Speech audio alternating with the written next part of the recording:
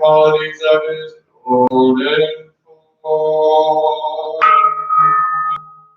Holding umbrella, bearing witness to the universal arm around empty spaces, but resting nothing unconnected. There is nowhere that Brahmanda is not present equally. Through contemplation, see of the western shore. Homage to the great teaching master, Lord of the western shore, the Buddha, the Tathagata, infinite light. Homage to Amitabha Buddha, a land of ultimate bliss and kinds of adornment. Homage to Amitabha Buddha. His adornment, Ankara's vow, his cultivation cause. Homage to Amitabha Buddha. Adorned with the power of Amitabha's 48 vows. Homage to Amitabha Buddha. Adorned with Amitabha's name and the brilliance of his life force. Homage to Amitabha Buddha. Adorned with the beautiful images observed by the three Mahasattvas. Homage to Amitabha Buddha. Adorned with the peaceful bliss of Amitabha's western world. Homage to Amitabha Buddha. Adorned with peaceful rivers running with pure and meritorious waters. Homage to Amitabha Buddha. Adorned with peaceful and halls of wish fulfilling joy. Homage to Amitabha Buddha. Adorned with lengthy days and nights. Homage to Amitabha Buddha. Adorned with the fearless 24 kinds of pleasure. Homage to Amitabha Buddha.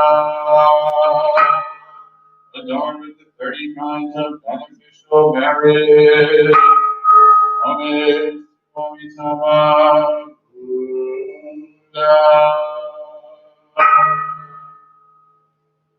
Amitabha Buddha is unparalleled in heaven or on earth.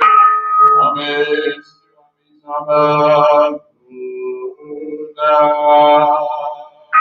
He is also one master of the worlds in the 10 directions. Homage to Amitabha Buddha. He has seen in violation of self in everything in the world. Homage to Amitabha Buddha.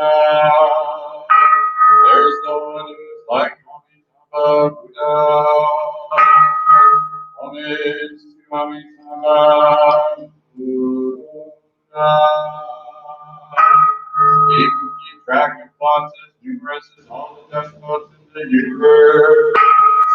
Homage to Amitabha Buddha.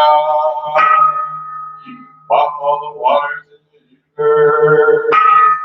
Homage to Amitabha Buddha. He can control the wind and space. Homage to Amitabha Buddha. No one can describe Buddha's merit. Homage to Amitabha Buddha. Amitabha is omnipresent. Buddha.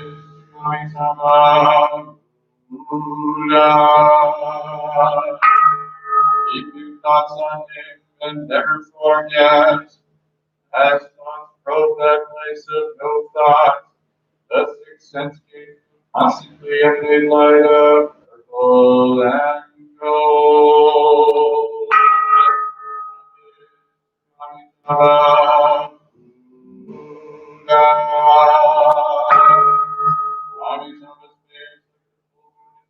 Run to the hall of ultimate bliss. Amitabha Buddha. His presence in full form radiates through space. Amitabha Buddha. If a person calls his name for only a moment, they will instantly consummate immeasurable merit.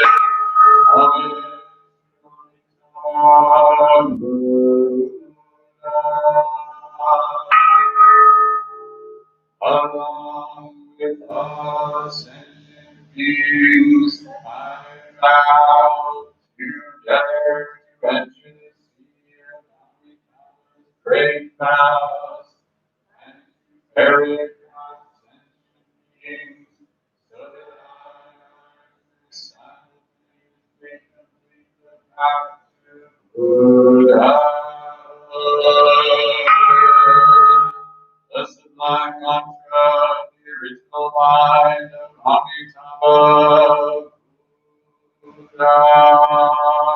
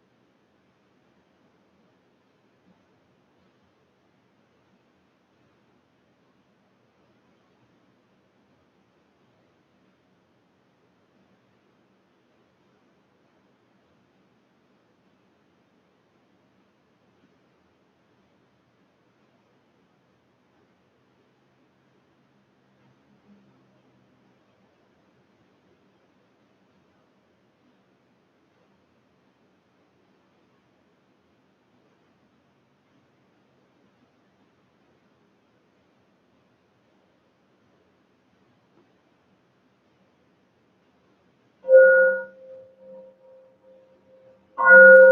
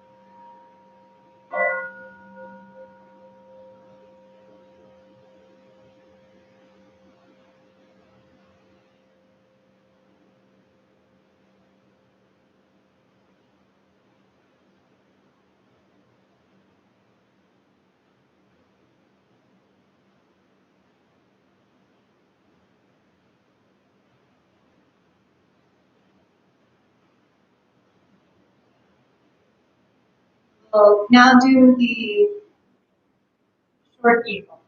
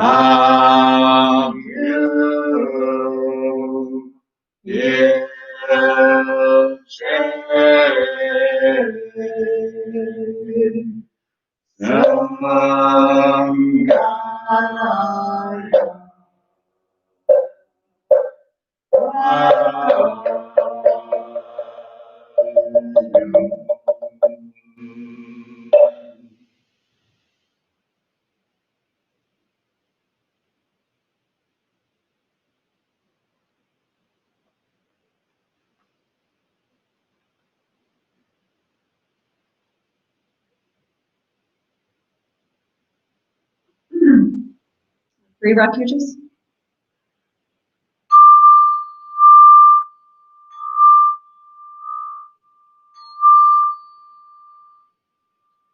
I go for refuge to Buddha, my deeply awakened mind, the living source of understanding and compassion, which must be cultivated to be known fully.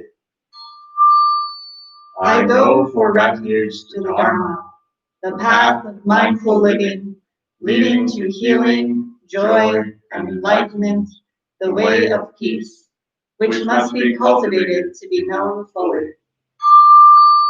I go for refuge to the Sangha, the loving and supportive community of the practice, realizing harmony, awareness, and liberation, which must be cultivated to be known fully.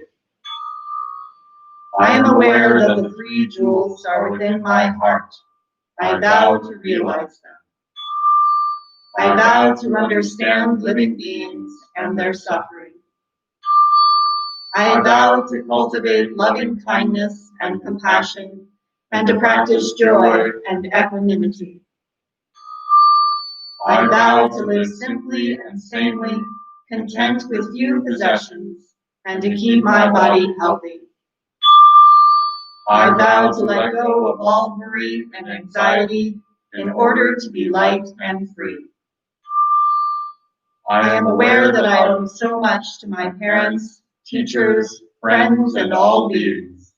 I vow to be worthy of their trust, to practice wholeheartedly, so that understanding and compassion will flower, and I can help living beings be free from their suffering.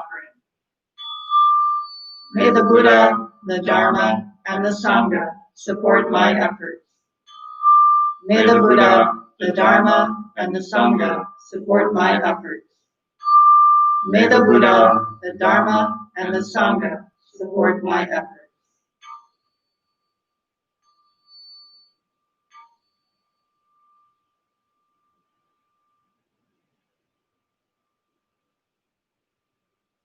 And we'll do the Heart Sutra.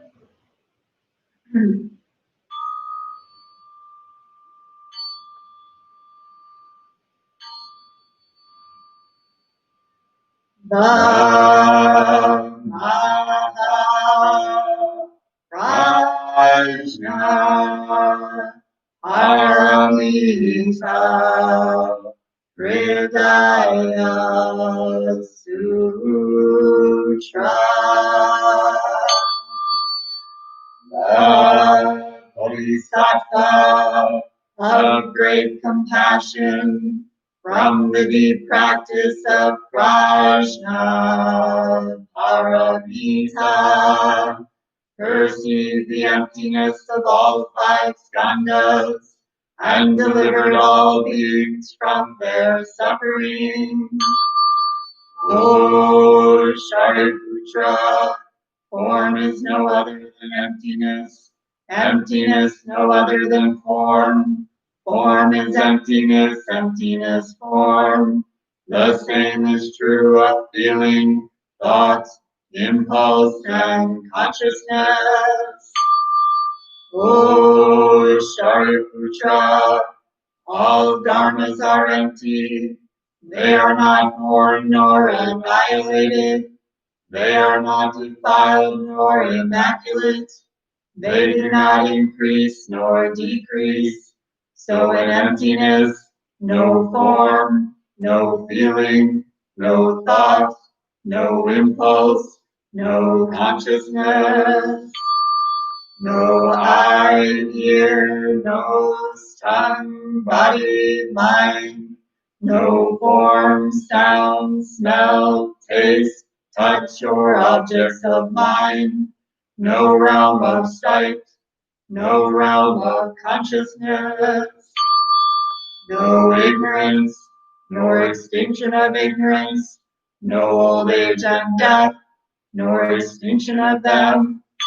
No suffering, no cause of suffering, no cease from suffering, no path to lead out of suffering, no knowledge, no attainment, no realization, for there is nothing to attain.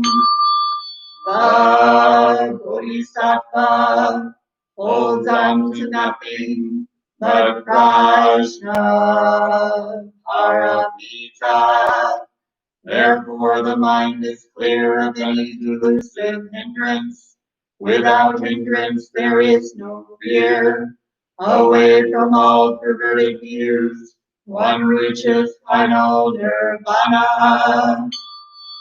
All Buddhas of past, present, and future, through faith in Prajna Paramita, attain to the highest perfect enlightenment. Know then the Prajna Paramita is the great Dharani, the radiant, fearless mantram, the utmost supreme mantram, which is capable of allaying all pain. This is true beyond all doubt. Proclaim now the highest wisdom, the Prajna Paramita. Gate, gate, para, gate, para samgate, Bodhisvaha. Gate, gate, para, gate, para samgate, Bodhisvaha. Gate, gate, para, gate, para samgate, Bodhisvaha. Maha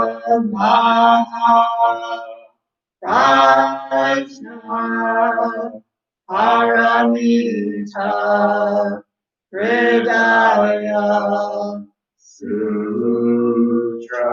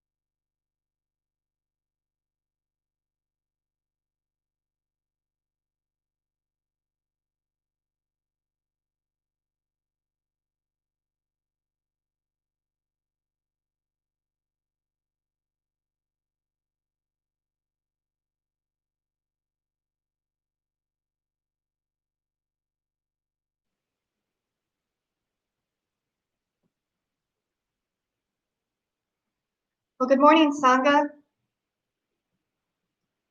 I'm kind of sad that we couldn't be outside today, but it looks like we made a good call. It definitely did start to rain. I apologize for the having to redo the stream. Unfortunately, sometimes the sound just doesn't want to work out, and the only thing we can do is end the live stream and create a new one. So I apologize for that. But we can be thankful for a few things, even if we can't be together outside today. We can be thankful for the rain and the life that it brings for all the plants outside. And we can be thankful to be able to do our regular chants and singing here as Ansu and I are here inside the temple and don't need to social distance since we're married.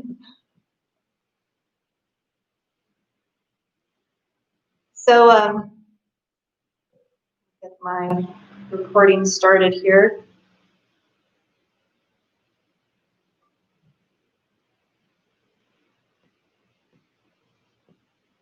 Yesterday was my 41st birthday. And we call it my birthday, right? And I had a very nice day, good time with my family. So it was very, very wonderful. But I've been thinking a lot about my birthday leading up to this. And so today my Dharma talk is called Two Kinds of Birth. So this body that I have has not always existed in this form. It used to be a lot shorter. But before July 18th, 1979, my body still existed. What I call my body still existed then, right? That day that I was born, my birthday, was really the day where my body became physically separated from my mother's. But in the 9 months leading up to that day, my body still existed. And what about before that, before those 9 months, before my conception? Well, before that, the origins of me would have been one cell from my mother and one cell from my father, each with half a set of genes, right? And now, 41 years later, every cell in my entire body carries a copy of that combination of genes. 30 trillion cells.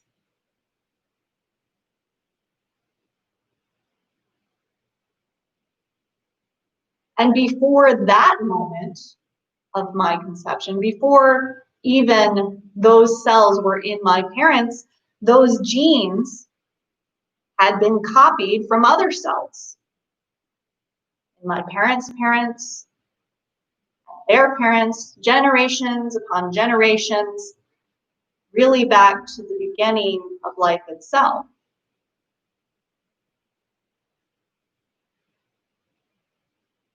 But can we really call this mass of cells with their strings of DNA, can we really call that me? Is that all that I am? In Buddhism, we say what what makes up a person is the 5 skandhas, or the 5 aggregates. They're form, feeling, thought, impulse, consciousness. But in general terms, when we're thinking about it, what is it that makes me, me, and not you? It is this physical body, but it is also my experiences. It is also my likes and dislikes. It is also my thoughts. It is my reactions. These are the things that make this individual that you see before you. And when did all of those things begin? Or more importantly, what were the conditions that allowed them to come into existence?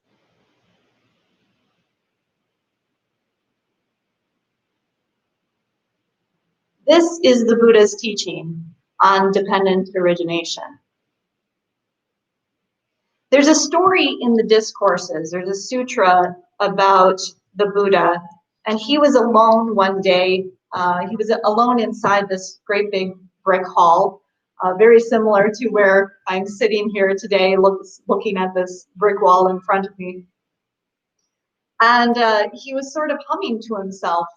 He was all alone, and he was humming to himself, and he was chanting dependent origination, dependent co-arising, another word for it.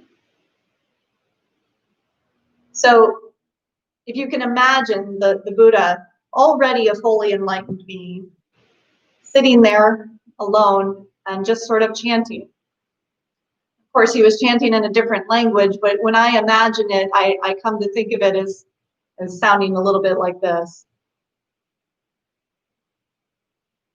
Through the interaction of I and form, I, consciousness, arises. These 3 conditions are contact, contact conditions, feeling, feeling conditions, craving, craving conditions, clinging, clinging conditions, becoming, becoming conditions, birth, birth conditions, aging and death. Thus arises the entire mass of suffering. Through the interaction of ear and sound. And then we'd kind of just keep doing that and continuing through this chant. This is how I imagine it, you know, if he had been doing it today. And in that sutra, it talks about the Buddha just sitting there to himself and just chanting dependent co-arising. And there was a monk that happened to be nearby, and he stopped and he stood there and he kind of listened to the Buddha chanting this. And the Buddha noticed him, and once he was done with his chant, he asked the monk, he said, "Did you hear this Dharma exposition?" He said, "You should learn it. You should memorize it. You should master it, because it is beneficial and it is relevant to the fundamentals of the holy life."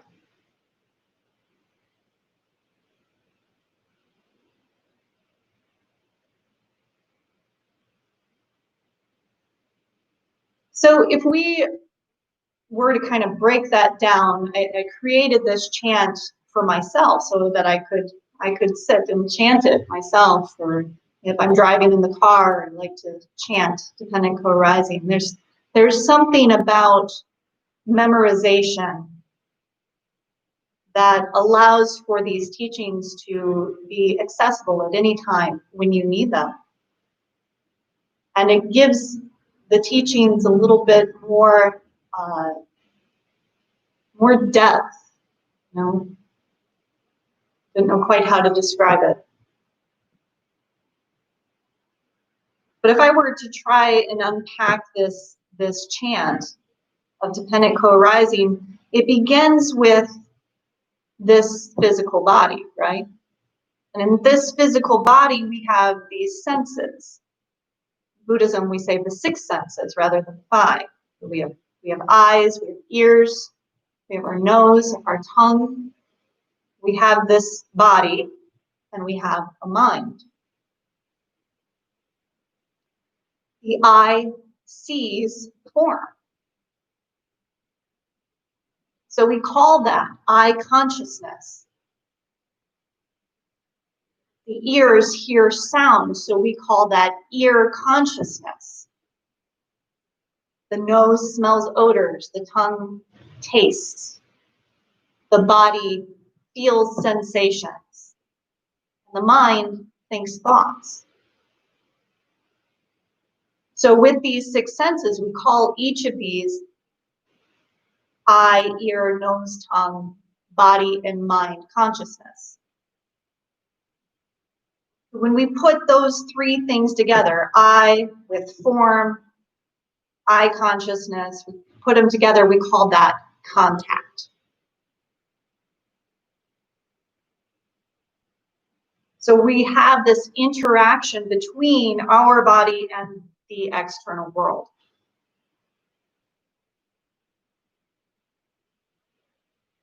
Contact conditions feeling. Another good word for that type of feeling is really sensation. It creates this sensation, and with that, whether it's a eye consciousness or eye contact or nose contact, that sensation can either be pleasant or it can be unpleasant, or it's going to be neither pleasant nor unpleasant, so we would call it maybe neutral. But in order to have that sensation, we have to have the contact. It is conditioned by contact. Contact is conditioned by ear and sound together into ear consciousness, each of those 6 senses.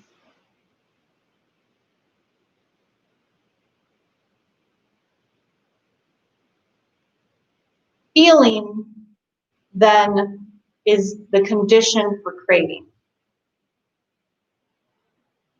We crave pleasant sensations. Right from birth, we crave these pleasant sensations. We crave food, we crave warmth, we crave comfort. And then that craving conditions clinging. Try to imagine like a 6-month-old child who's just been given a toy that they like. They find that toy pleasant, they have this pleasant sensation, and then you try to take it away from them. Right? Cling on to it with both hands. They get very upset.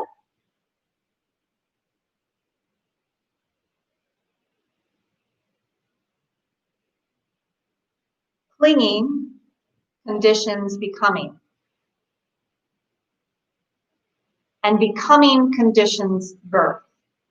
Now remember, we already had this physical birth. So if we're imagining this baby, they've already had their physical birth. So that's not the kind of birth that I want to talk about now. There are 2 different kinds. There is a physical birth of the body. But now we are talking about the becoming and the birth of self. The individual personality. The things that we cling to become part of who we are. So imagining that child again, if a child clings to certain foods, if they cling to certain toys, certain colors, then they become a person who likes those things.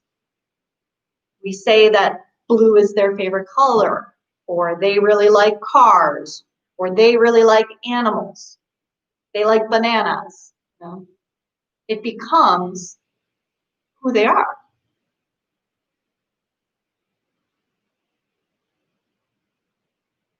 Birth, conditions, aging, and death. This is impermanence. What exists will change and will eventually cease to exist. This is called the law of conditionality. This is the law of nature.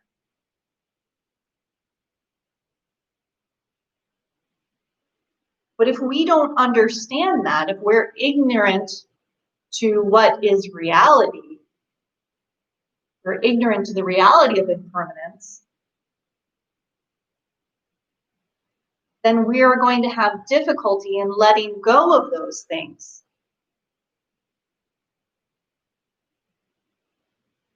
We want things to always stay the same. We want these pleasant feelings to stay. We want people that we like to stay in our lives. We want the world to be concrete and to never change. And so when it does, because that's the law of conditionality, that's the law of nature, we suffer.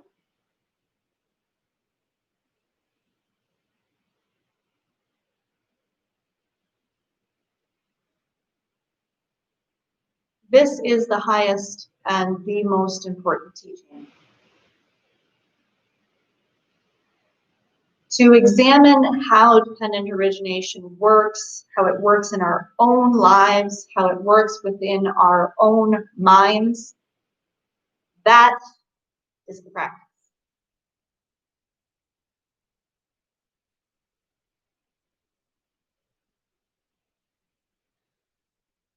When the Buddha was chanting dependent co-arising, he continued the chant forwards, but also in the reverse. And he said, with the remainderless fading away and cessation of craving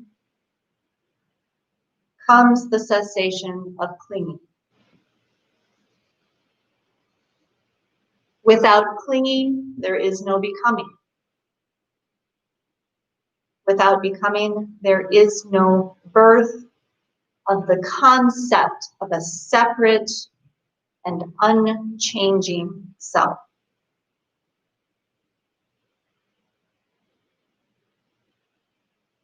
Again, physical existence is not the problem. This body was born. This body is aging. And this body will eventually die. That's according to the law of conditionality. That is according to the law of nature. But what of the self?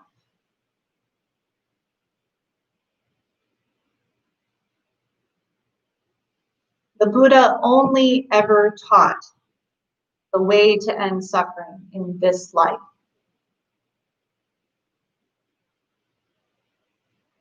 You must examine this teaching for yourself.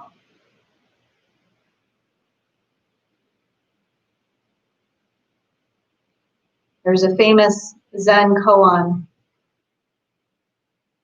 Show me your face before your parents were born.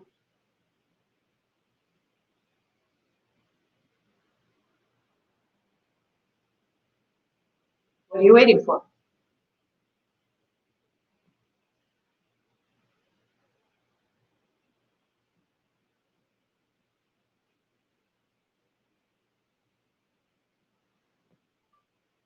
Please prepare yourselves wherever you are for meditation.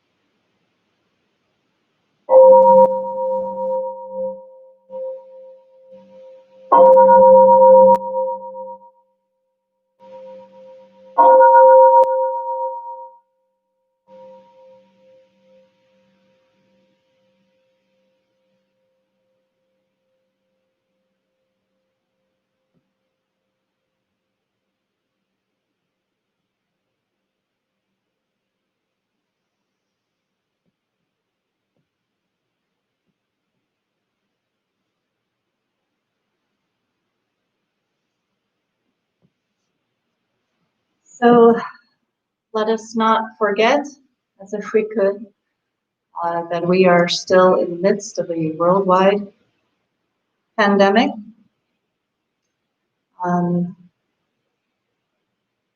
Next Sunday, hopefully we will be outside again, weather permitting, but I just wanted to remind everyone that when we are doing these outdoor services, masks are required. Please make sure that you wear your mask and wear them at all times.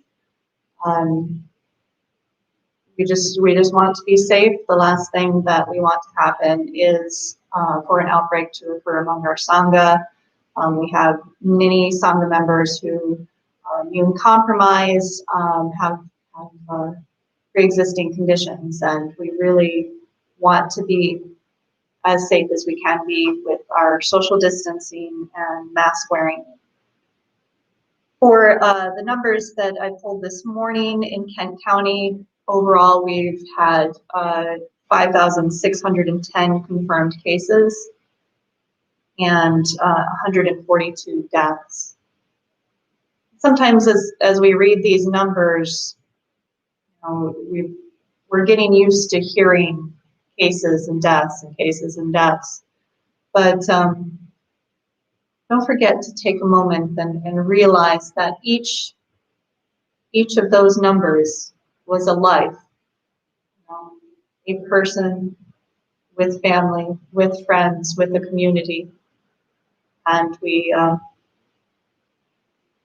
need to honor that, remember that. Don't let it just become part of the norm and forget. In the state of Michigan, we've had 73,180 confirmed cases, 6,117 deaths. In the United States, we've had 3,630,587 cases. And of those cases, 138,782 deaths.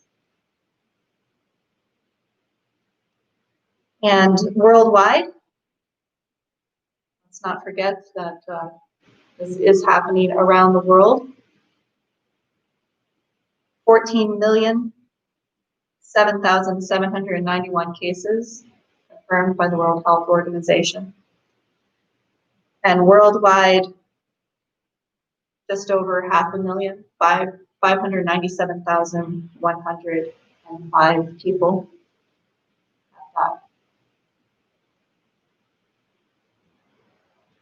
So we bow to those lives lost.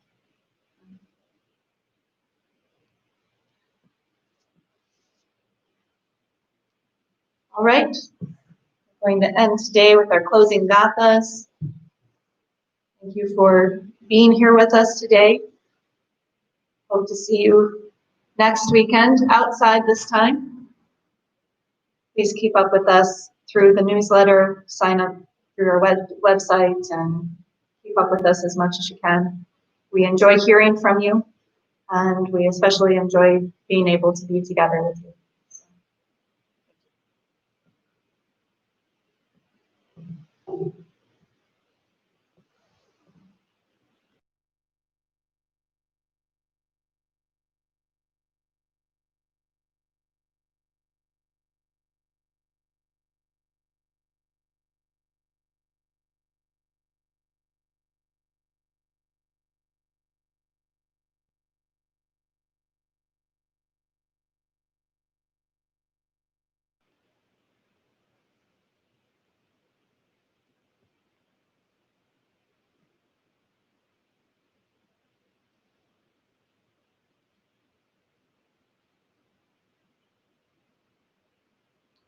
We say together, for all unskillful action ever committed by me since of old, on account of my beginningless greed, anger, and ignorance, born of my body, mouth, and thoughts, now I atone for them all. Vast is the robe of compassion, a formless field of benefaction. I wear the Buddha's teachings for the benefits of all sentient beings. All beings, one body, I vow to liberate. Endless blind passion, I vow to uproot. Dharma gates without number, I vow to penetrate. The great way of Buddha, I vow to attain. One moment at a time. Have a good day.